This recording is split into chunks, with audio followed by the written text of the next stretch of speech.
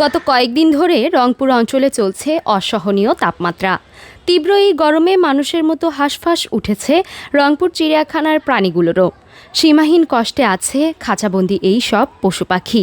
চিড়িয়াখানা কর্তৃপক্ষ বলছেন, তাপদাহ থেকে রক্ষায় সতর্ক বার্তা হিসাবে খাবারের তালিকায় নতুন খাবার ছাড়াও দেয়া হচ্ছে ভিটামিন। দর্শনার্থীরা বলছেন, এমন গরমে প্রাণীকুলের বাড়তি যত্ন প্রয়োজন। চলতি মৌসুমে রংপুরে সর্বোচ্চ তাপমাত্রা ৩৬ ডিগ্রি সেলসিয়াস বলে জানিয়েছে আবহাওয়া অফিস। তবে তীব্র এই তাপ প্রবাহ থেকে বাঁচতে প্রাণীদের কেউ পানির পাত্রে ডুবে রয়েছেন, কেউ হা করে বাতাস খাচ্ছে, আবার কেউ বা নিজের মতো করে আরাম খুঁজছে গাছের ডালে বসে বা শেডের গ্রিলে ঝুলে। তাপমাত্রা সাধারণত ৩০ ডিগ্রি পার হলেই প্রাণীকুলের হাঁসফাঁস অবস্থা শুরু হয়। সেখানে ৩৬ ডিগ্রি তাপমাত্রায় প্রাণীকুল ছটফট করছে। ঈদের দিন থেকেই চলছে এই ভ্যাপসা গরম। প্রতিদিন তাপমাত্রা ওঠানামা করছে। ছাতা ছাড়া বাইরে বের হওয়াটা যেন অসহনীয় হয়ে উঠেছে। এরপরেও ঈদ আনন্দে মাতোয়ারা শিশু কিশোরদের উপস্থিতি চোখে পড়ার মতো। সাথে বেরিয়েছেন অভিভাবকরাও।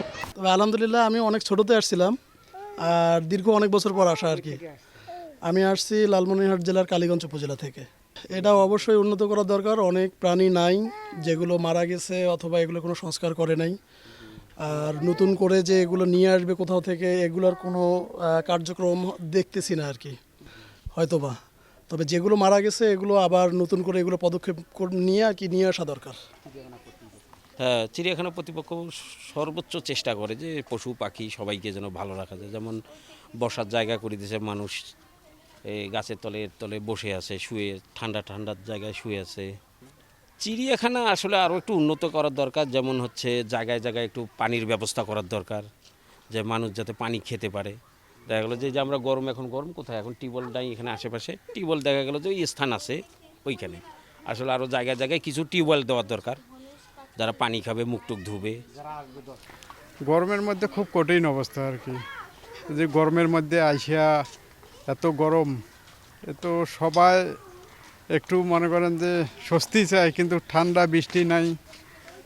এই যে মানুষের পাশাপাশি প্রাণীরও তো অবস্থা, হ্যাঁ, পুরাই একই অবস্থা ওদেরও। আর অসহনীয় গরমে ছটফট করা প্রাণীদের রক্ষায় রংপুর চিড়িয়াখানায় ঘন ঘন স্যালাইন খাওয়ানো হচ্ছে। ভিজিয়ে দেওয়া হচ্ছে ফ্লোর ও প্রাণীকুলের গা। এমনটাই জানিয়েছেন রংপুর চিড়িয়াখানার কিউরেটর ডাক্তার ওমর ফারুক। হারুনুর রশিদের তথ্য ও শামসুল হকের ক্যামেরায় সাইমা শুভ্র, আপডেট টিভি।